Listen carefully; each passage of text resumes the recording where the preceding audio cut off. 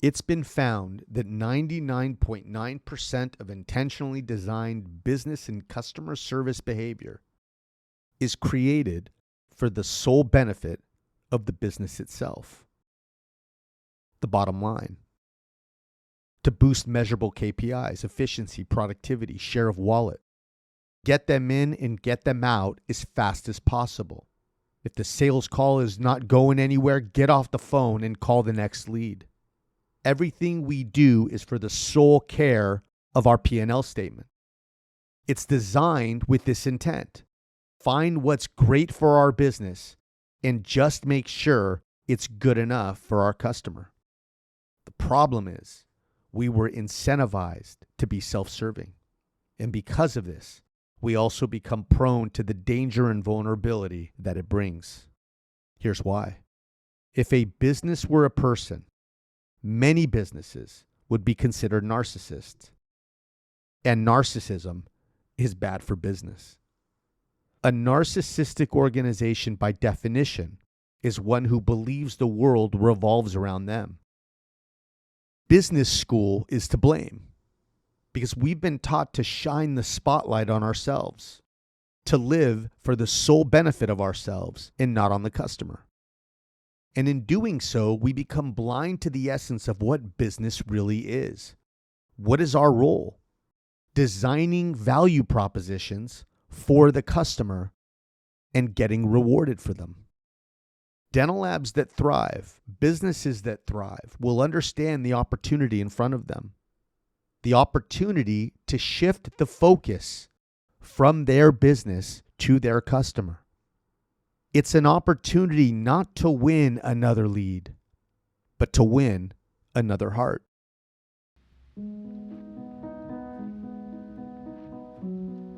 And while others fight for the mind of the customer, the great and real battleground is the heart.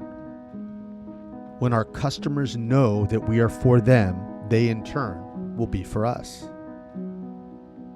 And today on the podcast, we're going to talk about two essential questions that must align in order to drive value proposition design.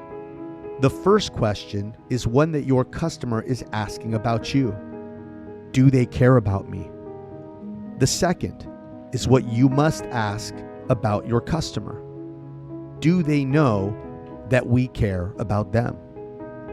My name is Sasha, and this is Entrepreneur Insight. How often have you asked yourself the question, does my customer know that I care about them? I can tell based on a normal shopping day, most businesses do not ask this question.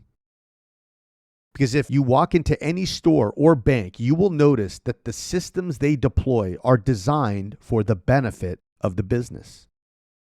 And when the company that I chose, that I took the time to walk into at the expense of all other choices that I have, and I waited in a line to encounter the human that will be the face of that brand for that day, in that moment, what name do they call me? They call me Next. Why is that a problem? Because my name is not Next. I remember the first time I stayed at a Ritz Carlton hotel. It was my 10th year wedding anniversary. And the first thing they did when my wife and I pulled up to the valet was introduce themselves and ask us for our names. They grabbed our bags and pointed us to the registration desk. I had forgotten my phone, and so I had turned back quickly, and I was a little taken back to hear the valet guy mention our names into his shirt sleeve, kind of like he was a Secret Service agent. I grabbed my phone, and as I walked into the lobby, there was a lady standing there between myself and the front desk, and she said, "Good evening, Mr. and Mrs. Avanessian." And she got my last name right, which most people don't. And I became conscious at that moment that I was in a system, a standard operating procedure designed to answer the question, does my customer know that we care about them? That first experience at the Ritz was something I will always remember. And all they did was intentionally call me by my name. And as you can expect, I can't remember, nor will I ever remember the last time someone calls me next. Operationalizing a powerful value proposition as simple as calling someone by their name does not happen by accident. Somebody had to make a fundamental decision, a required investment into equipment to do that extra thing at the touchpoint level that answers the question, does our customer know that we care about them? I was so impressed that I went to their website and found a link titled Our 3 Steps to Service. And there it was. And so I want to read it to you now. This is the narrative I'm reading directly from the Ritz Carlton website regarding their 3 steps of service. Amidst the mad dash of balancing careers, social lives jammed with virtual and in-person events, children's camp schedules, and the everything in between, there is something so simple that can stop us in our tracks when we are checking out at the grocery store or even just passing a neighbor during our afternoon walk. Hearing our name. When people choose to incorporate our name into even the most mundane of conversations, it transforms these interactions into something rather unexpected.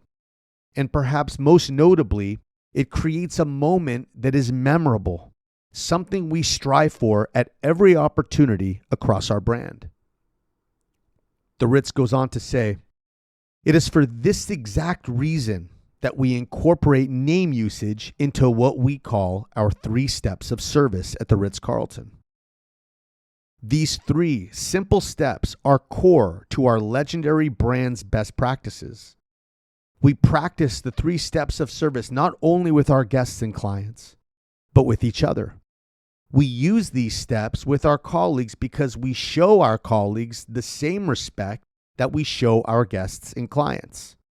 They are easily relatable to any enterprise, small or big, and have the power to transform your day-to-day interactions, both internally and externally. It goes on to say, the 3 steps of service consists of 3 very prescriptive and simple steps with a specific beginning, middle, and an end. And naturally, the use of one's name bookends these fundamentals. Service step number 1, a warm and sincere greeting using the guest's name. This is our legendary warm welcome, which is comprised of smiling, eye contact, a friendly tone of voice, and the initial usage of one's name. This initial welcome is essential for setting the tone as genuine and authentic. Service step number 2, anticipation of each guest's needs. Anticipation is about being helpful, being accommodating and proactive in determining customer needs before they even express them.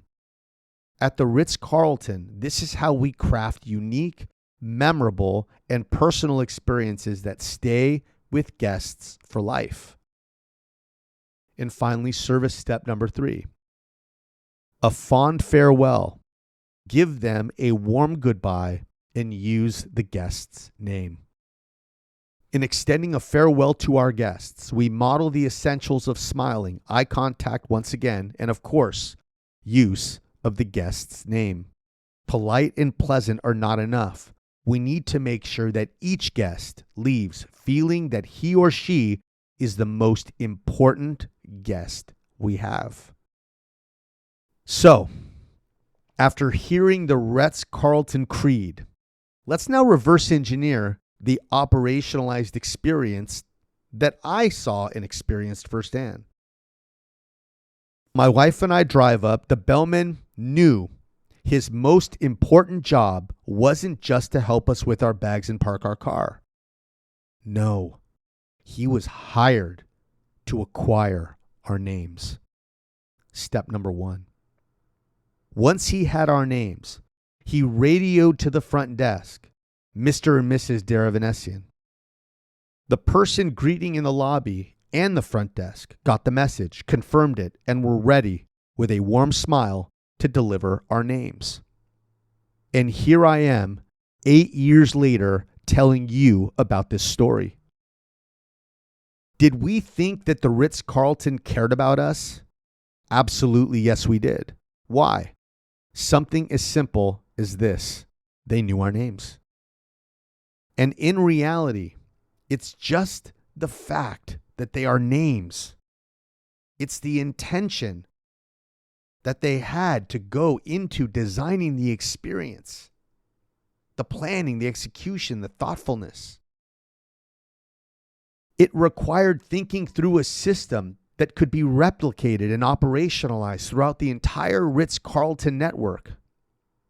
Somewhere at some time, a visionary like you or me assembled a team of people and asked the question, how will our customers know that we care about them? One way is to capture the name of our guests and repeat it back to them at multiple touch points within a few minutes of their arrival. Now, this is just one example how being intuitive towards the opportunity that lies in front of you and your dental lab can make a huge difference.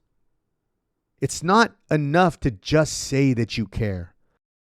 It's only enough when you take the time to make specific, systematic shifts towards showing it.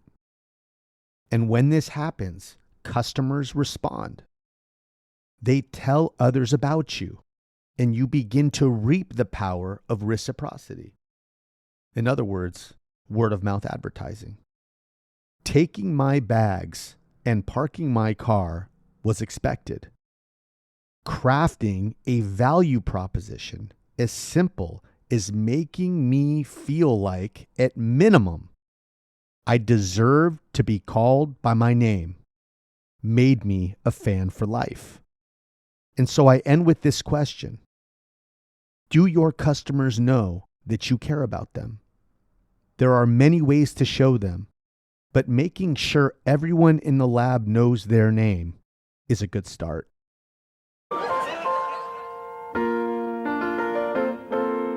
Making your way in the world today takes everything you've got. Taking a break from all your worries sure would help a lot. Wouldn't you like to get away? Sometimes you wanna go where everybody knows your name, and they're always glad you came.